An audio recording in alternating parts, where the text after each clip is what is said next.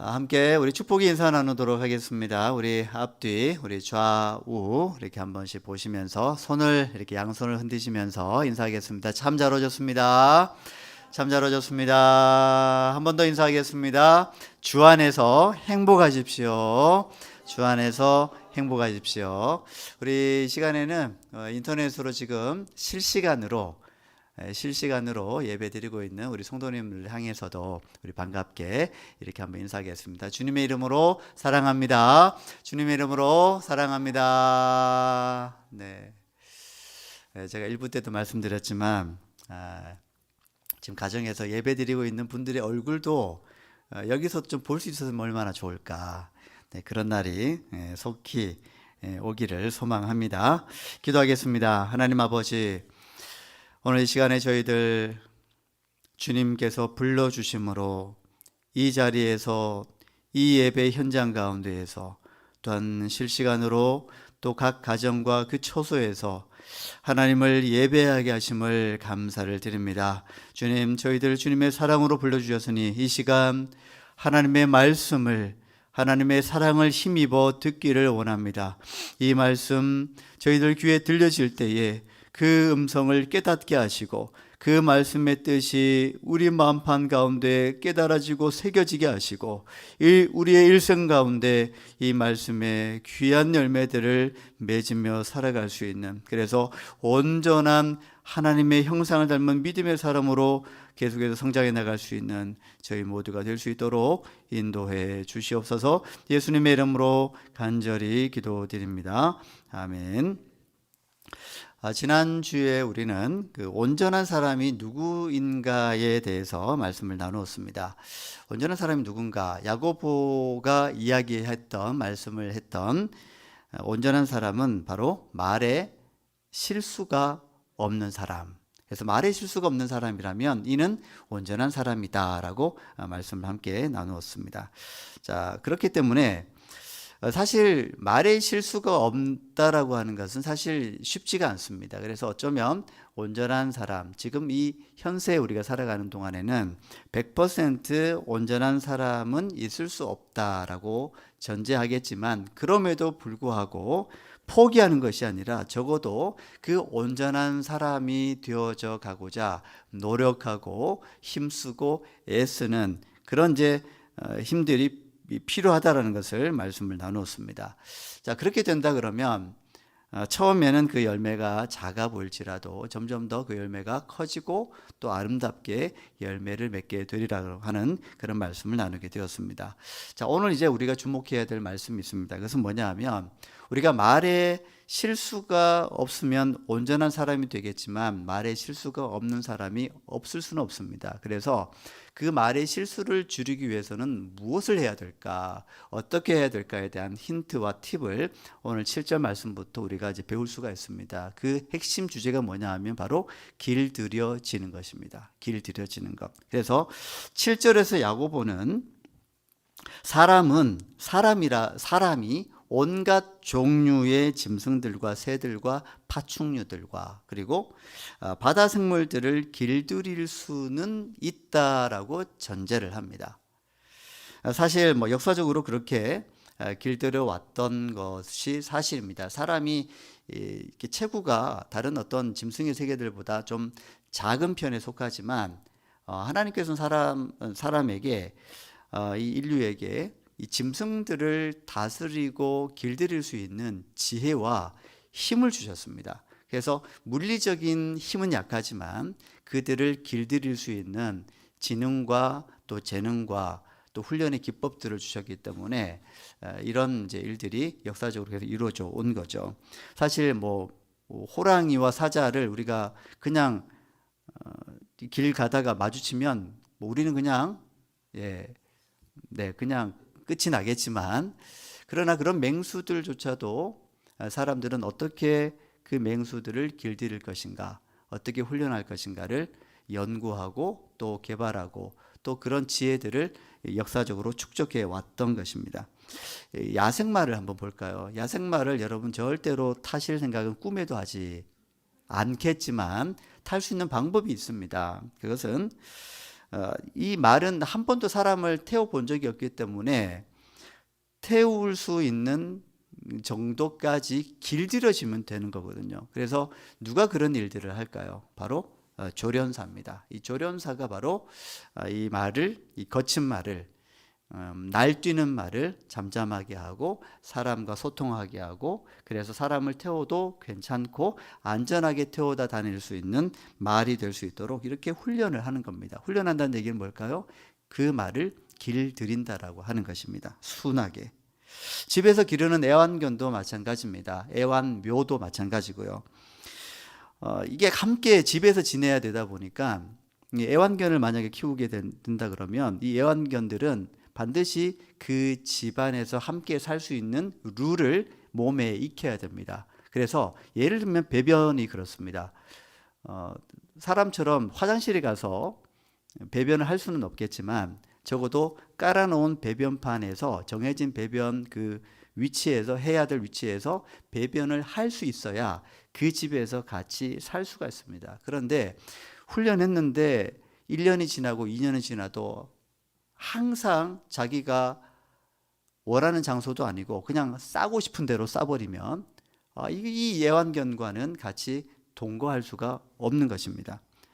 이런 부분들도 길들여져야만 같이 살 수가 있는 것이죠.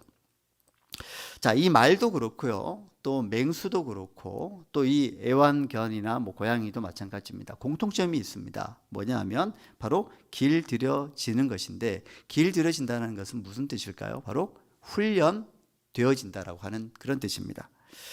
그것은 갈고 닦는다는 의미가 있고요. 반복해서 될 때까지 연습해서 익힌다라고 하는 것입니다. 그래야만 쓸모 있게 되는 것이고 절제된 자신들의 행동으로 서로 유익한 관계가 될 수가 있습니다. 이처럼 짐승과 가축들은요, 반복되는 교육과 훈련을 통해서 길들여지게 되고 이렇게 같이 상생하고 살아갈 수가 있게 되어지는 것입니다. 그런데 오늘 말씀해 보니까 사람은 그렇게 짐승들을 또는 파충류들을, 새들을, 바다 생물들을 길들일 수 있는 능력이 있는데 길들일 수 없는 게 하나 있다고 얘기합니다. 잘 길들여지지 않는 게 하나가 있대요. 그게 뭐냐면 바로 우리의 작은 혀라고 얘기를 합니다. 이 혀에 대한 야고보의 표현이 참 흥미롭습니다. 이렇게 설명을 합니다. 혀는 쉴 새 없이 움직이는 악이고 또 죽이는 도구로 가득 차 있다라고 그렇게 말씀을 하고 있습니다. 사람이 짐승은 길들일 수 있지만 자신의 작은 이 혀는 길들이기가 쉽지 않다라는 것을 말씀하고 있는 것입니다. 이 혀가 쉴 새 없이 움직인다라고 말씀을 합니다. 참 재밌는 표현이죠. 즉 이 혀는 쉴 새 없이 필요한 말, 필요하지 않은 말 구분하지 않고 가리지 않고 시도 때도 없이 잠자는 시간을 제외하고서는 계속 떠들어댄다라고 하는 이야기로 보아도 무방합니다. 잠잘 때도 물론 떠들어대는 분들이 있습니다. 잠꼬대를 하면서. 여러분, 말이 많으면 뭐가 많다고 했죠? 실수가 많다고 했습니다. 이런 실수는 대수롭지 않은 것일 수도 있지만 오늘 말씀에 따르면 이렇게 쉴 새 없이 움직이는 혀가 악한 형태를 띌 수도 있고 사람을 죽이는 도구로 가득 차 있을 수도 있다는 경고를 하고 있는 것입니다. 우리의 혀가 어떤 것이 될 수 있다고요? 악과 독이 될 수 있다고 하는 것입니다. 무섭지 않습니까? 그래서 내 혀에서 나오는 말이 사람들을 해치고 죽이는 악과 독이 될 수 있다는 이 경고의 말씀을 우리는 오늘 이 시간에 좀 엄중히 받아들였으면 좋겠습니다. 우리의 혀로 쉴 새 없이 떠든다라고 하는 것은 다른 말로 하면 아무 생각 없이 무심코 던지는 말의 형태도 우리의 의도와 상관없이 많이 나타날 수 있다라는 것을 의미합니다. 여러분, 그러므로 말 한마디에 우리가 신중을 기하지 않으면 우리의 혀는 너무나 가벼워서 아무 말이나 막 던지는 막말 제조기가 될 가능성이 많이 있습니다. 그래서 제어가 필요하고 통제가 필요하고 길들여지는 것이 필요하다라고 하는 것입니다. 여러분, 흔히들 우리가 말을 이렇게 던져놓고 아니면 말지 뭐, 아니면 말고식의 그런 언어 생활을 할 때가 있는데요. 이것은 절대로 유익하지 않습니다. 나에게도 유익하지 않을 뿐만 아니라 다른 그 듣는 사람에게도 절대 유익하지 않습니다. 때로는 제3자들에게도 유익하지 않습니다. 또는 또한 말하는 자신의 품격도 굉장히 떨어뜨립니다. 얼마나 무책임한 말을 하고 있는지 모릅니다. 여러분, 그렇기 때문에 우리가 우리의 혀로 무언가를 말할 때 사실만 이야기하는 것이 지혜로운 일입니다. 추측은 자유이지만 그것을 그냥 혼자서만 생각하면 괜찮은데 그것을 다른 사람들에게 사실인 것처럼 떠들고 다니는 순간 우리는 우리의 혀로 인해서 악과 독을 가득 머문 채 사람들에게 상처와 아픔을 남기는 사람들이 될 수 있다고 하는 것을 꼭 명심을 해야 됩니다. 지난주에도 말씀드렸지만 가짜 뉴스를 퍼뜨리고 다니는 때가 있습니다. 이것은 아주 나쁜 유형 중에 가장 나쁜 유형이 아닌가라는 생각을 하게 됩니다. 말한 당사자는 사실을 그게 사실로 드러나지 않았을 때에 그 말에 절대로 책임지지 않습니다. 나도 들은 얘기다라고 발뺌을 하는 것이죠. 언론도 마찬가지입니다. 언론은요, 정말 신중하게 하나하나의 기사를 잘 다뤄야 되는데, 왜냐하면 이 언론의 어떤 말 한마디, 기사 하나, 이것이요, 굉장한 파장을 일으키거든요. 때로는 이 군중의 그 국민들의 의식을 좌지우지할 수도 있는 굉장한 파급력을 가지고 있습니다. 그렇기 때문에 기사 하나하나를 쓸 때에도 언어에 신중을 해야 되고 단어 선택에도 신중을 해야 되고 사실에 기반한 보도를 할 수 있는 언론이 되어져야 한다는 것이죠. 그렇지 않다면 사실이 아닌 것을 사실화해서 기사화하고 보도하게 되면 이것은 그 사회에 굉장한 악과 독이 될 수 있다라고 하는 오늘 말씀처럼 그런 엄중한 진리의 말씀들을 우리가 듣고 명심을 해야 된다는 것입니다. 요즘 우리 주변에는요, 참 너무 많은 말들이 오고 가는 것 같습니다. 여러분 TV를 틀면 말하지 않는 TV가 없습니다. 정말 말을 많이 합니다. 요즘 TV의 특징이 더 그런 것 같습니다. 프로그램들이 말이죠. 그리고 요즘 뭐 젊은 사람들은 사실 TV를 잘 보지 않습니다. 유튜브를 훨씬 더 많이 봅니다. 유튜브를 틀어도 어떻게 그렇게 말들이 많은지, 정말 유익한 말들도 많지만 쓸데없는 말들도 하고 있다라는 그런 생각들이 들 정도로 말잔치의 현장인 것 같습니다. 저도 물론 유튜브를 많이 이제 보면서 거기에 굉장히 유익한 정보들을 많이 접하게 됩니다. 그런데 가끔씩 이 정보가 사실일까? 그래서 어떤 똑같은 사안에 대해서 이 유튜버의 생각이 다르고 저 유튜버의 생각이 다르고 주장이 다릅니다. 그럴 때는 저도 헷갈리는 거예요. 어떨 때는 의료적인 상식도 그렇습니다. 어떤 사람은 이걸 얘기하는데 어떤 사람은 전혀 다른 이야기를 하고 있습니다. 그래서 정말 사실에 기반한, 좀 더 사실에 기반한 어떤 말들이나 또 기사나 또는 어떤 컨텐츠를 만드는 것이 참 중요하겠구나 하는 생각을 많이 하게 됩니다. 어찌됐든 지금 우리 시대는요, 너무나 많은 말의 홍수 속에 뒤덮여 살고 있습니다. 때로는 아무 말 잔치를 벌이는 것 같은 느낌을 지울 수 없는 때가 있습니다. 여러분, 인터넷상에서 댓글도 그렇습니다. 이 인터넷상에서의 댓글이 때로는요, 참 안타깝게도 죽음을 가져다 주는, 어떤 사람에게 있어서는 죽음에까지 이르게 하는 예리한 날을 가진 그 죽음의 악독의 칼이 될 때가 있습니다. 사람의 마음을 죽이고 그 댓글 하나가요, 그 혼을 죽이고 그 정신을 죽이고 그렇게 자신의 목숨까지 그렇게 포기하게 만드는 무서운 댓글이 될 수 있다는 것을 우리는 이제 알아야 된다고 하는 것이죠. 얼굴을 대면하지 않는다고 해서 아무 말이나 험담의 댓글을 하게 된다면 이것은 당사자뿐만 아니라 그 해당자에게도, 그리고 그것을 듣는 여러 많은 사람들에게도 결코 유익이 될 수 없다는 것을 우리는 알아야 됩니다. 오늘 9절 말씀을 보게 되면 이 혀로 무엇을 하는지에 대한 고발적인 내용을 잘 담고 있습니다. 이 혀로 야고보가 이렇게 얘기를 합니다. 이 혀로 우리가 주 하나님을 찬송한다라고 말씀합니다. 그리고 또 이 혀로 똑같은 혀입니다. 다른 혀가 아닙니다. 하나님의 형상대로 지음받은 사람을 저주한다라고 얘기를 합니다. 같은 혀로 그렇게 한다는 얘기죠. 같은 혀로 하나님을 찬송하기도 하고 이 같은 혀로 사람을 저주하기도 한다라는 것이죠.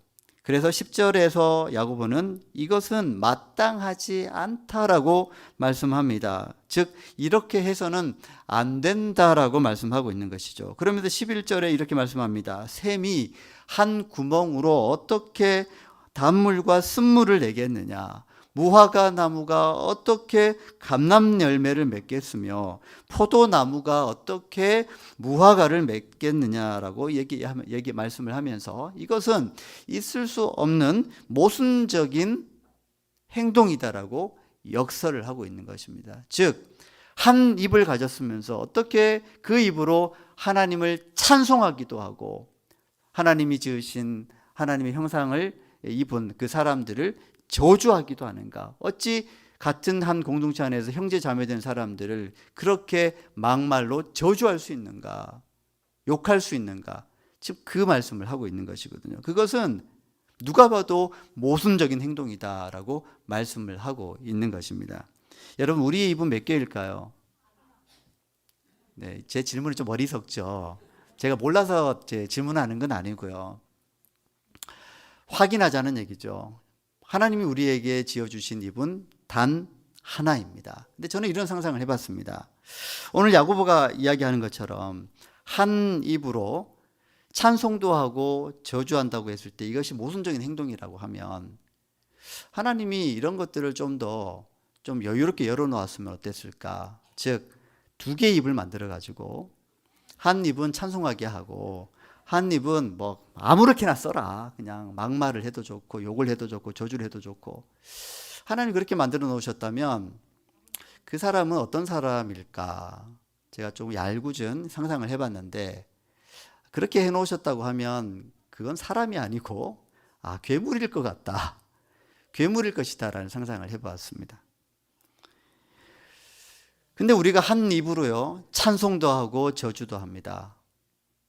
이게 모순적인 행동이 계속 반복이 되면 우리가 어쩌면 하나님의 형상이 아닌 하나님께서 원치 않는 괴물적인 삶을 사는 게 아닐까. 저는 그런 좀 과한 상상을 좀 해보았습니다.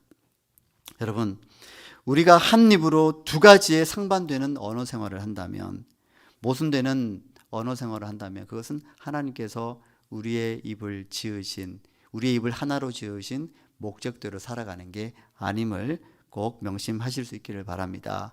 오늘 야고보는 한 입으로 찬송도 하고 저주도 한다는 이 비유를 통해서 그건 마땅하지 않으며 나아가서 우리의 혀는 그래서 길들여져야 한다라는 것을 역설을 하고 있습니다. 강조하고 있는 것이죠. 그래서 이왕 우리가 길들여져야 할 혀라면, 훈련되어져야 할 혀라면 우리가 어떤 모습으로 훈련되어져야 할까, 어떤 모습으로 길들여져야 할까라는 것을 우리가 들어야 될 필요가 있습니다. 어떤 혀로 길들여졌으면 좋겠습니까, 여러분? 그래서 저는 이렇게 한번 제안을 해봅니다. 이왕 길들여져야 할 혀라면 이 말을 들었을 때에 사람들이 기분 좋은 말을 할 수 있는 혀가 되었으면 좋겠습니다. 덕이 되는 말을 하는 혀가 되었으면 좋겠습니다. 선한 말을 하고 세워주는 말을 하고 책임지는 말을 하는 혀가 되어질 수 있도록 그렇게 길들여질 수 있기를 바랍니다. 그리고 또 한 가지 같이 말씀 나누고 싶은 게 뭐냐 하면 분위기에 좀 합당한 말을 할 수 있는 그런 언어의 생활, 혀로 길들여지고 훈련되어졌으면 좋겠다라고 하는 것입니다. 어떤 것이 있냐면요. 예를 들어서 우리가 식사하는 자리를 한번 상상을 해보죠. 여러분, 식사할 때에는 그에 합당한 말법이 있습니다. 식사는 음식도 중요하지만 뭐도 중요할까요? 어떻게 하셨습니까? 저만 아는 줄 알았더니 네. 분위기가 참 중요합니다. 그래서 밥을 먹을 때는 어떻게 먹는 게 좋을까요? 진지하게, 심각하게, 신중하게 먹어야 될까요? 아니면 행복하고 즐겁게 감사하면서 먹어야 될까요? 네, 맛있게, 즐겁게, 행복하게, 감사하게. 이게 맞겠죠? 여러분 그렇게 하고 계십니까? 네, 하고 계실 줄로 믿고 말씀을 드립니다. 우리가 기분 좋게 식사를 해야 그 음식이 어떠하든 간에 그 음식을 잘 소화시킬 수 있고 또 그 음식을 먹고 나면 우리 몸도 건강해집니다. 그런데 뭐 1인분에 뭐 10만 원짜리, 저는 아직 한 번도 먹어보지 못했지만 뭐 20만 원짜리, 뭐 30만 원짜리가 있대요. 그런 음식을 앞에 두고 만약에 그 분위기가 즐겁지 않다면 여러분 그 음식을 먹는 게 소화가 잘 되겠습니까? 네, 멘탈이 강하신 분들은 뭐 어쨌거나 비싼 음식이니까 나는 맛있게 먹을 수 있겠다 싶을 수 있겠지만 저 같으면 아무리 진수성찬을 차려놔도 분위기가 좋지 않은 곳이라면 저는 차라리 라면을 하나 깨서 먹는 편이 낫겠다라는 생각을 하게 됩니다. 여러분 적어도 식사 때는요 하지 않아야 될 말들이 있습니다. 근데 우리가 하지 않아야 될 말들을 하는 경우가 있는데 이런 말들을 하지 않았으면 좋겠습니다. 식사할 때는 그 분위기에 맞춰서 적어도 식사 때는 정치 이야기는 하지 않아야 됩니다.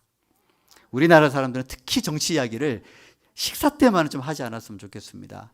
세상이 어떻고 대통령이 어떻고 정치인들이 어떻고 국회의원들이 어떻고 근데 어떻고 하는 게 좋은 얘기 합니까?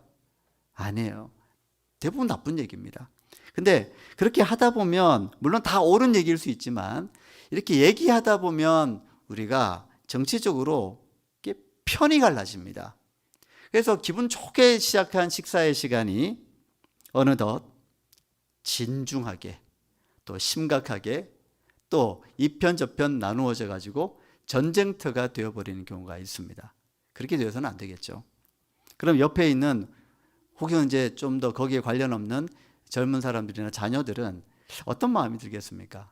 이분들이랑 다시는 식사하지 않아야 되겠구나 이런 생각을 하지 않겠습니까? 여러분 밥을 먹을 때는요 재밌는 얘기, 좀 가벼운 얘기, 웃을 수 있는 이야기들, 사람들을 좀 유쾌하게 만드는 얘기, 그래도 할 얘기가 없으면 상대방을 칭찬해도 좋습니다.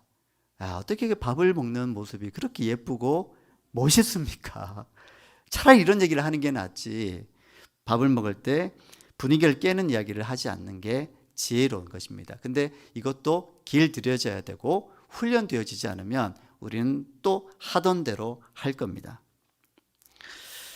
가족들끼리도 그렇습니다. 오랜만에 식탁에 앉아서 밥을 먹는데 부모님들은 이때다 싶어서 애들을 잡습니다. 네, 밥을 먹을 때만큼 밥을 먹는 시간이 그만큼 보장이 되어 있으니까 그때에 너는 어떻게 방 정리도 안 하냐? 방 정리 좀 똑바로 해라. 너 공부는 하고 있냐? 너 인터넷 좀 그만 좀 해라. 그리고 게임 좀 그만해라. 뭐 등등 잔소리를 그 밥상에서 기회다 싶어가지고 쏟아 붓습니다. 이게 점점 반복되다 보면 아이들이 밥 먹으러 와라 그러면 올까요? 안 올까요? 저 같으면 안 갈 것 같습니다. 차라리 혼자 먹고 말지. 이런 밥상머리에서는 아이들을 격려하고 아이들의 이야기를 좀 더 귀 기울여주고 아이들이 어쨌든 즐거운 식사 자리가 될 수 있도록 분위기를 만들어주는 게 부모님의 역할이죠. 분위기에 걸맞는 이야기를 하고 대화할 줄 알도록 우리는 좀 훈련을 할 필요가 있습니다. 이제 우리가 하반기에는 이제 아까 광고 시간에 교회 소식 시간 때 말씀드린 것처럼 구역 예배를 재개하게 됩니다. 하반기에도 각 구역마다 줌 영상으로 구역 예배를 드리게 되는데 이게 참 불편합니다. 사실은 잘 압니다. 줌 영상으로 구역 예배를 드리다 보니까 사실 불편한 게 한두 가지가 아닐 터인데 그래도 또 해야 되죠. 대면에서 같이 모여서 함께 말씀을 나누고 또 같이 찬송하고 또 기도 제목을 나누는 것들이 훨씬 좋을 테지만 하지만 우리가 지금 그렇게 하지 못하기 때문에 그냥 영상으로 진행을 해야 됩니다. 그래서 가끔 제가 얘기를 들어보면 찬송가를 같이 부를 때에 난리가 난다 그러더라고요. 네, 왜냐하면 이게 실시간으로 한다고 하지만 저쪽 찬송, 저쪽 찬송 다 섞여가지고 이게 시간이 딱 일치하지가 않거든요. 인터넷 특성상. 그래서 어떻게 하면 그런 어떤 혼란을 없앨 수 있습니다라고 제가 리더들에게 다 이렇게 설명을 하고 가르쳐 드렸지만 가끔씩 또 잘 되지 않는 경우가 있는 것 같더라고요. 그래서 그렇게 찬송할 때도 그냥 이게 찬송인가 싶을 정도로 좀 힘든 경우들이 분명히 있을 겁니다. 특별히 우리가 줌 화상으로 화상이라고 하는 그 도구를 통해서 우리가 얼굴을 영상을 통해서 보면서 예배를 드리기 때문에 특별히 말씀을 같이 나눌 때 우리가 좀 주의해야 될 사항들이 있습니다. 화상이기 때문에 한 사람이 너무 많은 말을 해버리면 안 됩니다. 강의가 아닌 이상 한 사람이 너무 많은 시간을 말해버리면 다른 사람들은 이 영상으로 소통하는 이 특성상, 이건 제가 얘기하는 얘기가 아닙니다. 지금까지 연구된 결과입니다. 특성상 한 사람이 너무 많은 말을 해버리면 다른 사람들은 짧은 시간이라 해도 굉장히 지루해합니다. 그래서 영상으로 같이 할 때는 서로 짧게 이야기를 나누는 것이 굉장히 중요하다고 얘기를 하죠. 또 반대로 너무 말을 안 해서도 문제가 될 수 있습니다. 그러면 상대방이 말을 했는데 그 사람은 말을 했는데 다른 사람들이 그 말을 듣고 아무런 반응도 없고 아무 말도 하지 않으면 그 시간에 싸한 그런 이제 기운이 흐르게 되고 이 분위기 이게 뭐지? 또 싶기도 하고요. 그래서 그런 이제 분위기 속에 즐겁게 참여하는 것이 쉽지가 않다는 것을 경험할 수가 있습니다. 그래서 한 사람이 적당한 길이로 말을 하고 나면 서로 짧지만 서로 격려의 말을 해주고 좀 반응을 해주면 굉장히 좋습니다. 다른 사람들이 말을 할 수 있도록 좀 서로 독려하고 또 잘 들어주고 피드백을 해주고 반응을 해주는 게 필요한 것입니다. 어떤 분이 무슨 말을 했는데도 아무런 반응이 없고 눈만 껌뻑껌뻑 하고 있으면요, 말한 사람이 되게 무안해집니다. 그러면 더 말하기가 싫어지죠. 말을 하라고 해도 하기 싫어집니다. 그래서 화상을 통해서 소통할 때에는 좀 더 적극적으로 반응을 해줄 필요가 있는데요. 제가 여기에 좀 필요한 좀 도움이 될 만한 팁을 한 가지 말씀드리면, 우리가 옆에 우리가 같이 만나서 이렇게 이야기를 나누다 보면, 말씀을 나누다 보면 옆에 분들이 뭔가 좀 이야기를 말씀을 하고 나면 그냥 고개를 살짝 끄덕끄덕만 해도 그게 느껴지거든요. 내 말에 긍정하고 있구나, 지금 들어주고 있구나 라는 것을 알게 되는데, 영상으로 보게 되면 지금 제가 이렇게 까딱까딱 하는 것처럼 하면 여러분 느껴질까요? 안 느껴집니다. 그럼 어떻게 하면 좋을까요? 느껴지도록 만들어주면 됩니다. 그래서 좀 심한 말로 그냥 여러분들의 목이 꺾일 정도로 그냥 좀 심하게 고개를 앞뒤로 끄덕끄덕 끌어주면 내 말에 지금 반응하고 있구나, 긍정적인 사인을 보내고 있구나라는 것을 알고 기분이 괜찮아진다라고 하는 것이죠. 그러면 이제 좀 더 계속 상호 간에 순조로운 소통이 이루어질 수 있다라고 하는 것입니다. 이번 하반기 구역 예배 때는 이런 서로에 대한 반응, 좋은 말, 선한 말, 또 서로를 세워주는 말, 또 좋은 반응들 이렇게 해주시면서 우리가 함께 훈련되어지고 길들여진다라고 하는 그런 마음을 가지고 함께 이렇게 구역 예배를 통해서 은혜를 나눌 수 있게 되어지기를 바랍니다. 오늘 우리는 한 입으로 할 수도 없고 하지 않아야 할 언어 생활에 대해서 말씀을 나누었습니다. 우리 혀는 반드시 길들여져야 한다는 것이죠. 죽을 때까지 반복해서 선한 말을 하는 법을 배워가야 합니다. 사람을 상처 주거나 헐뜯고 또 기를 죽이는 말이 아니라 사람을 세워주고 치유하고 회복하게 만드는 말들을 하면서 하나님의 형상으로 또 온전한 사람으로 자라가고 성장하고 또 사람들에게 덕을 끼치며 나갈 수 있는 믿음의 사람들로 계속해서 나아갈 수 있는 저와 여러분들의 삶이 되어지기를 주님 이름으로 축복합니다. 기도하겠습니다. 하나님 아버지, 저희들 혀가 이 한 입으로 하나님을 찬송도 하고 사람들을 상처 주는 저주의 말들을 하는 입이 아니라 잘 길들여주고 훈련되어져서 사람을 세우고 사람을 또 치유하고 격려하고 배려하고 회복하게 만드는 선한 말들을 해 나가면서 듣는 이나 말하는 이나 상호 간에 온전한 사람으로 성장해 나가는 데에 쓰임받는 온전한 믿음의 삶을 살아나갈 수 있도록 인도하시고 도와주시옵소서. 예수님의 이름으로 간절히 기도드립니다. 아멘.